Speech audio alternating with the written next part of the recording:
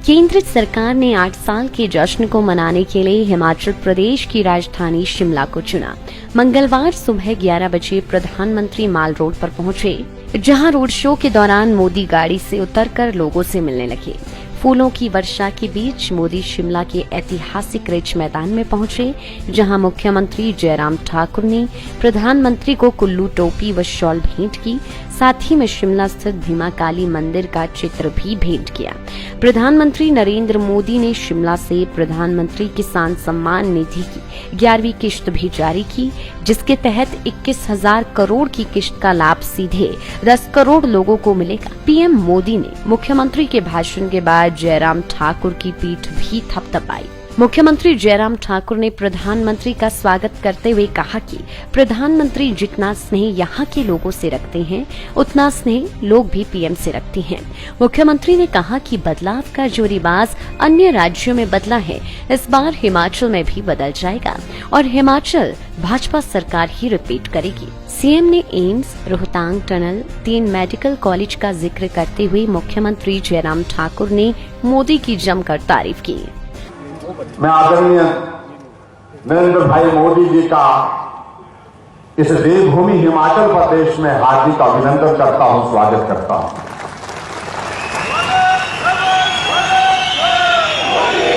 यह हमारे लिए सौभाग्य की बात है कि जहां आदरणीय प्रधानमंत्री जी के मौजूद नेतृत्व में देश ने तेज गति से तरक्की की है और आपके मार्गदर्शन में, आपके नेतृत्व में भारत ने 8 वर्ष का हमारी सरकार का कार्यकाल, यशस्वी कार्यकाल जिसको मैं कह सकता हूं, वो पूर्ण किया है, जिसके लिए मैं हिमाचल प्रदेश के सभी भाई बहनों की ओर से आपको बहुत बहुत बधाई देता हूं। और देवभूमि हिमाचल प्रदेश में आज के इस कार्यक्रम में विशेष तौर से यहां आगमन पर आपका हार्दिक अभिनंदन करता हूं, आप सबका आपका धन्यवाद करता हूं।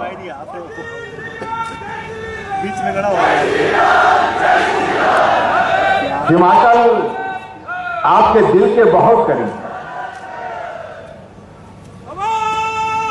और इस बात को हमने एक बार नहीं, अनेक बार आपके आंखों में इसकी झलक देखी है। लेकिन मैं ये भी कहना चाहता हूं, जितना स्नेह आप हिमाचल के लोगों को करते हैं, हिमाचल के इस देवभूमि के लोगों के प्रति रखते हैं, हिमाचल देवभूमि के लोग भी आपको उसी स्नेह की तरह, स्नेह के साथ जो है आपको याद करते हैं, सदैव जो है आपके साथ चट्टान की तरह खड़े हैं। जहां हिमाचल प्रदेश को 10,000 करोड़ रुपए की केंद्र की योजनाएं स्वीकृत की, उसके लिए मैं आपका हृदय से आभारी हूं। विशेष राज्य का दर्जा, जिन योजनाओं में कहीं जगह आप 50% होते थे, 50% स्टेट, 50% केंद्र होता था, कहीं 60-40 था, लेकिन आप जब नेतृत्व करते हुए भारत के यशस्वी प्रधानमंत्री के दायित्व पर पहुंचे, आपने बदल करके इस सारी व्यवस्था को, हिमाचल प्रदेश को विशेष दर्जा दिया, विशेष राज्य का दर्जा दिया और 90-10 के तहत आपने हिमाचल प्रदेश के लिए जो मदद की, उसके लिए हम आपके हृदय से आभारी हैं। विशेष पैकेज के तहत आपने हिमाचल प्रदेश को 4 बार 200 करोड़, 200 करोड़, 200 करोड़ और 800 करोड़ रुपए हिमाचल प्रदेश के लिए आपने विशेष सहायता जो दी है, उसके लिए मैं हिमाचल प्रदेश देवभूमि की जनता की ओर से आपका हृदय से आभार व्यक्त करता हूं। आपके आशीर्वाद से हमको एम्स मिला, आपके आशीर्वाद से हमको 3 मेडिकल कॉलेज मिले, चाहे वो चंबा की बात है, चाहे हमीरपुर की बात है, चाहे सिरमौर की बात है। स्वास्थ्य के क्षेत्र में हम आगे बढ़ने में हम उस पर सफल हो रहे हैं, उसके लिए भी मैं आपका हृदय से आपका आभार व्यक्त करता हूं।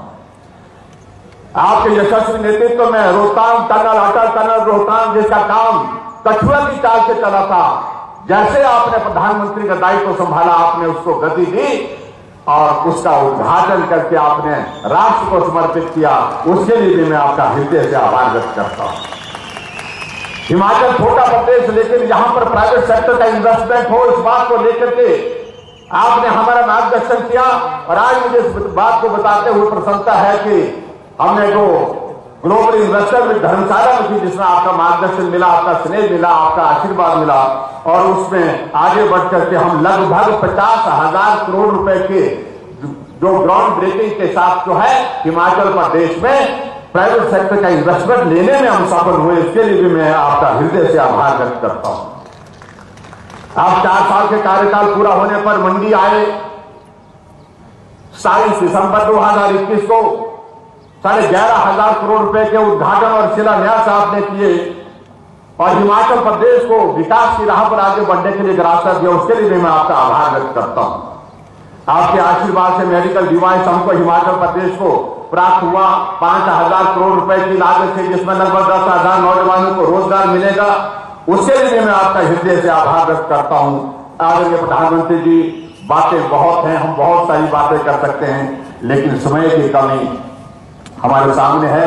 मैं आपका देवभूमि हिमाचल प्रदेश की जनता की ओर से एक बार फिर से अभिनंदन करता हूं, स्वागत करता हूं। एक बहुत सुंदर बात मुझे जो आपके इसमें लगी, अभी 5 प्रदेशों का चुनाव हुआ और कई जगह इस बात को लेकर के कहा जाता था कि रिवाज बना है, 5 साल के बाद बदलाव होता है, परिवर्तन होता है, ये होगा। लेकिन आपने रिवाज बदल दिया, क्योंकि हिमाचल में भी कुछ लोग ऐसे ही कहते हैं और आपके आशीर्वाद से जो रिवाज बदला है, अब की बार हिमाचल प्रदेश में भी इस रिवाज को बदलेंगे। आपके आशीर्वाद से हम आगे बढ़ेंगे। आपके आशीर्वाद के मार्गदर्शन में यहां सरकार चल रही है और फिर से सरकार बनाएंगे। इसके बाद केंद्र सरकार की योजनाओं वाली फिल्म भी दिखाई गई। इस मौके पर प्रधानमंत्री ने लद्दाख, बिहार, त्रिपुरा, कर्नाटक, गुजरात सहित हिमाचल के लाभार्थियों से भी बातचीत की। शिमला में प्रधानमंत्री नरेंद्र मोदी ने कहा कि आज मेरे जीवन में एक विशेष दिवस भी है। आप इतनी बड़ी तादाद में हमें आशीर्वाद देने आए, मैं आपका बहुत आभार व्यक्त करता हूं। अभी देश के करोड़ों किसानों को किसान सम्मान निधि का पैसा उनके खाते में ट्रांसफर हो गया। ये किसान हिमाचल को याद करेंगे, देवभूमि को याद करेंगे। पीएम ने आगे कहा कि ये कार्यक्रम शिमला में है, लेकिन इसको पूरा देश देख रहा है। पीएम ने कहा कि मैंने कोरोना काल में अनाथ बच्चों की आर्थिक मदद की, इससे मन को बड़ा सुकून मिला। 8 साल के काम का कार्यक्रम शिमला में होना मेरे लिए गर्व की बात है। 130 करोड़ भारतीय सेवक के तौर पर काम करने का मुझे आपने सौभाग्य दिया, इसका आभार व्यक्त करता हूँ। अगर आज मैं कुछ कर पाता हूँ, दिन रात दौड़ पाता हूँ, तो ये मत सोचना कि ये मोदी करता है, ये देशवासियों की ताकत की बदौलत हो रहा है। पीएम ने कहा कि मुझे नहीं लगता कि मैं प्रधानमंत्री हूँ। जब मैं फाइल में साइन करता हूँ तो एक जिम्मेदारी मिलती है। आज हमारी सरकार 8 साल पूरे कर रही है, तो मैं देवभूमि को प्रणाम करता हूँ। भारत की युवा शक्ति, भारत की नारी शक्ति को देखते हुए मैं आपके बीच आया हूँ। ये याद रखना होता है कि हम चले कहाँ से और आए कहाँ से। उन दिनों को भूलना मत साथियों, तभी आज की परिस्थितियों का मूल्य समझ आएगा। पीएम मोदी ने पिछली सरकार पर निशाना साधते हुए कहा कि 2014 से पहले हेडलाइन बनी रहती थी, सुर्खियां बनी रहती थी। उस वक्त बात होती थी लूटपाट की, बात होती थी घोटालों की। आज चर्चा होती है सरकारी योजनाओं के लाभ की। आज बात होती है भ्रष्टाचार पर नकेल कसने की। आगे सुनिए और क्या कुछ कहा प्रधानमंत्री नरेंद्र मोदी ने। और उस विशेष दिवस पर इस देवभूमि को प्रणाम करने का मौका मिले, इससे बड़ा जीवन का सौभाग्य क्या हो सकता है। आप इतनी बड़ी तादाद में हमें आशीर्वाद देने के लिए आए, मैं आपका बहुत बहुत आभार व्यक्त करता हूं। अभी देश के करोड़ों करोड़ किसानों को उनके खाते में पीएम किसान सम्मान निधि का पैसा ट्रांसफर हो गया, पैसा उनको मिल भी गया। और आज मुझे शिमला की धरती से देश के 10 करोड़ से भी ज्यादा किसानों से खाते में पैसे पहुंचाने का सौभाग्य मिला है, वे किसान भी शिमला को याद करेंगे, हिमाचल को याद करेंगे, इस देवभूमि को याद करेंगे। मैं इन सभी किसान भाइयों बहनों को भी हृदय से बहुत बहुत बधाई देता हूं, अनेक अनेक शुभकामनाएं देता हूं। साथियों, ये कार्यक्रम शिमला में है, लेकिन एक प्रकार से ये कार्यक्रम आज पूरे हिंदुस्तान का है।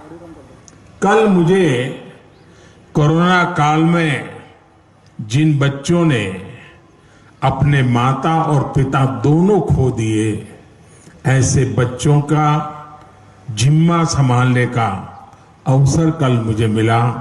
देश के उन हजारों बच्चों का देखभाल का निर्णय सरकार ने किया और कल उनको मैंने कुछ पैसे भी भेज दिए चेक डिजिटली।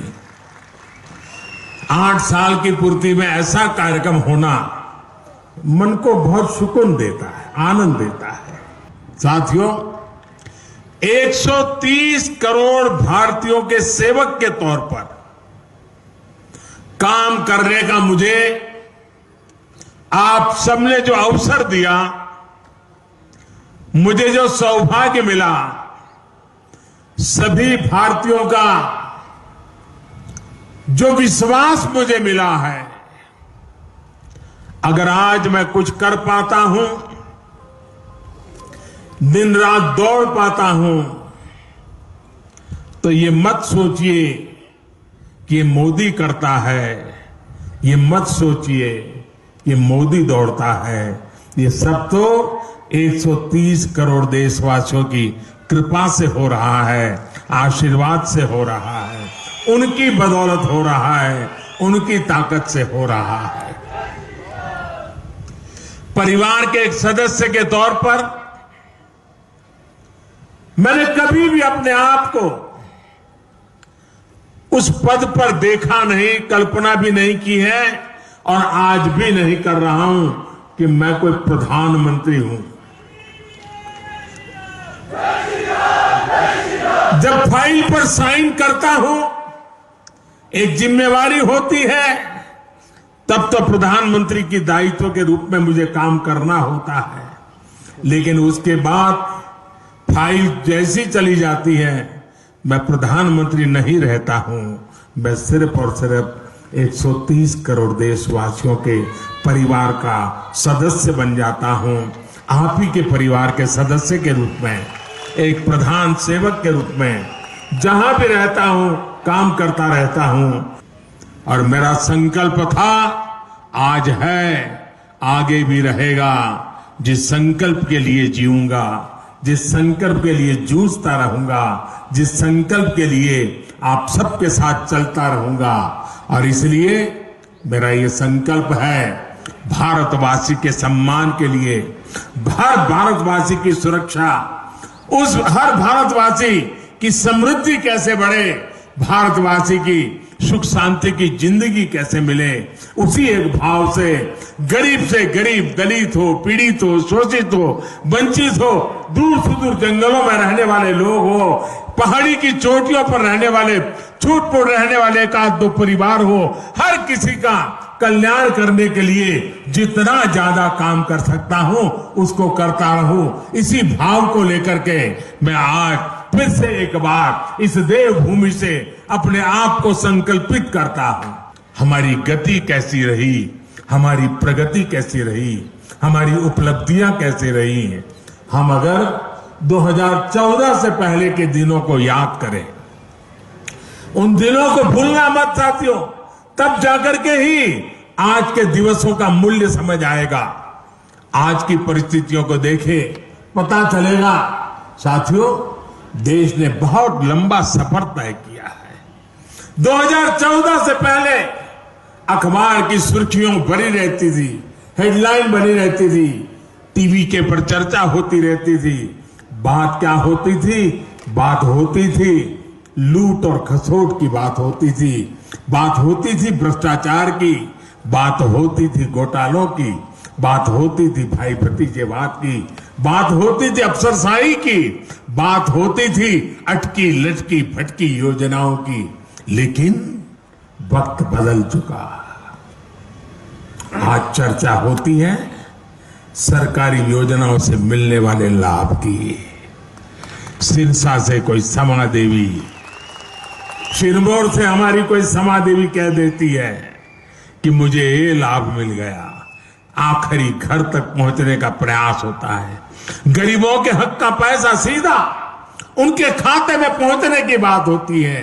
आज चर्चा होती है दुनिया में भारत के स्टार्टअप की, आज चर्चा होती है, वर्ल्ड बैंक भी चर्चा करता है भारत के ईज ऑफ डूइंग बिजनेस की।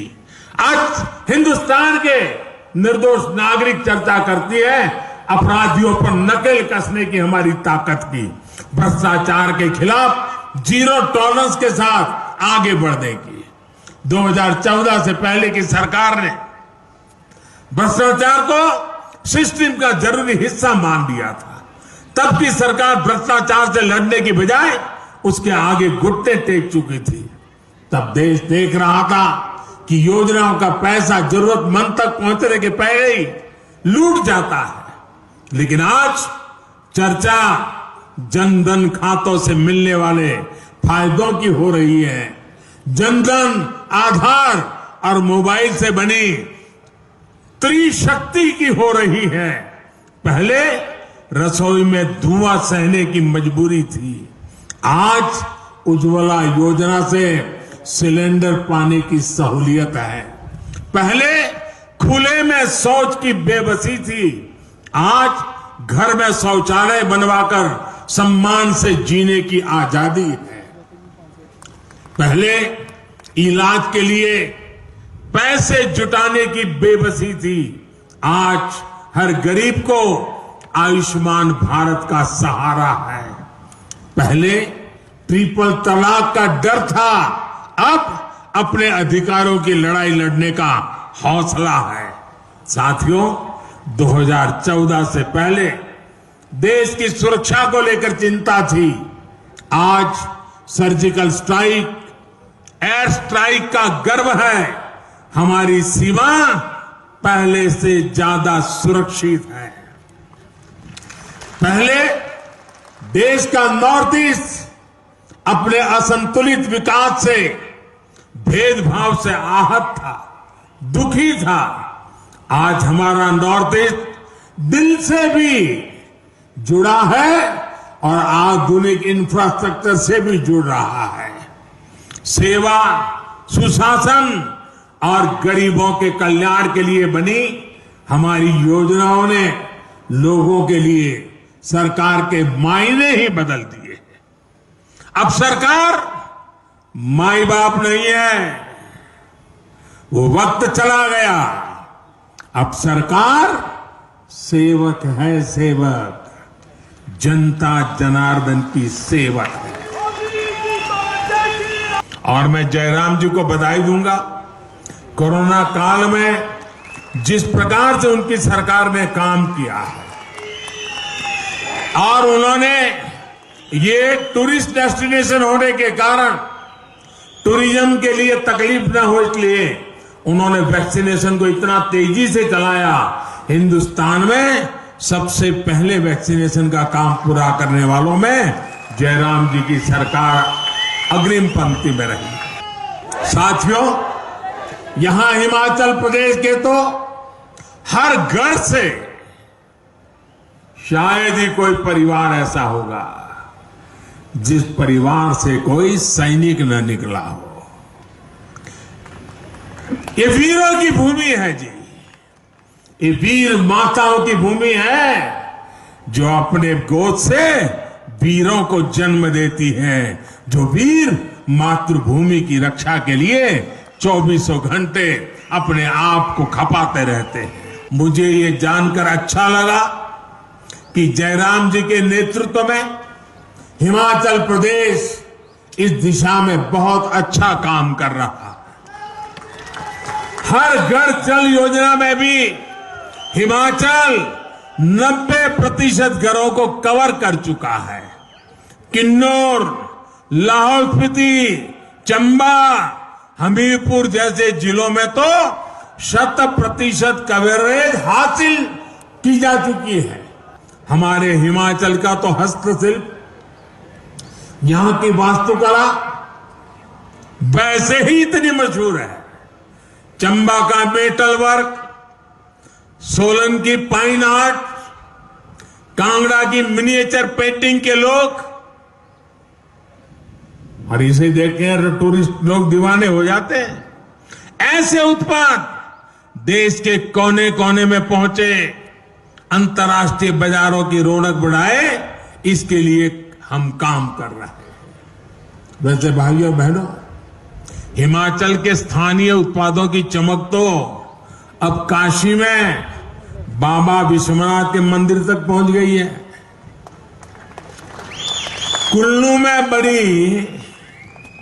कुल्लू में बनी हमारी माताओं बहनें बनाती हैं। कुल्लू में बनी पुहलें सर्दी के मौसम में काशी विश्वनाथ मंदिर के पुजारियों और सर्वर सुरक्षा कर्मियों की मददगार बन रही है। बनारस का सांसद होने के नाते मैं इस उपहार के लिए हिमाचल प्रदेश के लोगों का विशेष आभार व्यक्त करता हूं। साथियों, बीते 8 वर्षों के प्रयासों के जो नतीजे मिले हैं, उनसे मैं बहुत विश्वास भरा हुआ हूं, आत्मविश्वास से भरा हुआ हूं। इस बजट में हमने जो पर्वतमाला योजना की घोषणा की है, वो हिमाचल जैसे पहाड़ी प्रदेश में कनेक्टिविटी को और मजबूत करेगी। इतना ही नहीं, हमने वाइब्रेंट बॉर्डर विलेज, इसकी जो योजना बजट में रखी है, उसके कारण सीमा पर बसे हुए जो गांव हैं, ये गांव वाइब्रेंट बने, टूरिस्ट डेस्टिनेशन बने, एक्टिविटी के सेंटर बने। सीमा पर सटे हुए गांव, उनके विकास के लिए भारत सरकार ने एक विशेष योजना बनाई है। ये वाइब्रेंट बॉर्डर विलेज की योजना का लाभ मेरे हिमाचल के सीमावर्ती गांवों को स्वाभाविक रूप से मिलने वाला है। गरीब मां का बेटा बेटी भी अब डॉक्टर बनने का सपना पूरा कर सकता है। पहले तो हाल ये था कि अगर उसको स्कूली शिक्षा अंग्रेजी में नहीं हुई तो डॉक्टर होने के सपने अधूरे रह जाते थे। अब हमने तय किया है, मेडिकल और टेक्निकल एजुकेशन हम मातृभाषा में करने को प्रमोट करेंगे, ताकि गरीब से गरीब का बच्चा, गांव का बच्चा भी डॉक्टर बन सके, और इसलिए उसे अंग्रेजी के गुलाम होने की जरूरत नहीं पड़ेगी। साथियों, बिलासपुर में बन रहा एम्स इसका एक प्रत्यक्ष प्रमाण है। अब हिमाचल वासियों को चंडीगढ़ या दिल्ली जाने की मजबूरी नहीं रहेगी। साथियों, ये सारे प्रयास हिमाचल प्रदेश के विकास को भी गति देने का काम कर रहे हैं। जब अर्थव्यवस्था मजबूत होती है, रोड कनेक्टिविटी, इंटरनेट कनेक्टिविटी बढ़ती है, स्वास्थ्य सेवाएं सुधरती हैं, तो ये टूरिज्म को भी बढ़ाता है। लाइफ टाइम्स टीवी के लिए शिमला से सोनी की रिपोर्ट।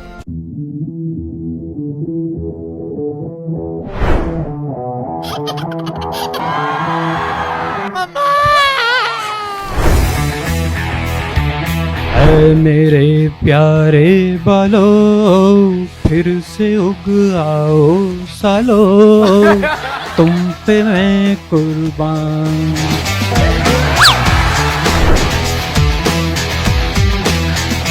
ऐसे इतने हंसने वाले लोग ना मैम, जब भी जैसे किसी की डेथ हुई ना, जाके पहुंच जाते हैं कल तो करा था, आज क्या हो गया।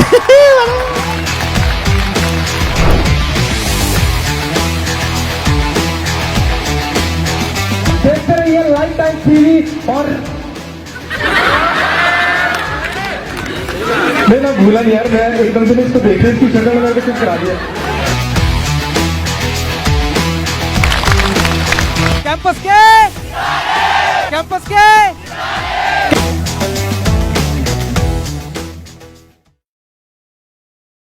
आपके विधायक ने पिछले 4 साल में क्या कुछ किया, क्या मुकम्मल हुआ और किसे किया दरकिनार, जनता से कितना रहा सरोकार और क्या रही विकास की रफ्तार। लाइव टाइम्स टीवी दिखा रहा है हर एक विधायक का रिपोर्ट कार्ड। खास वीडियो सीरीज में देखिए आपके विधानसभा इलाके में विकास के दावे और उन पर विपक्षियों का पलटवार, साथ ही इलाके के निष्पक्ष लोगों की निष्पक्ष राय भी हर हफ्ते केवल लाइव टाइम्स टीवी पर। आप भी अपने विधायक के कार्यकाल पर टिप्पणी करना चाहे तो हमें भेजें अपना वीडियो 82 198 00003 या 82 198 00004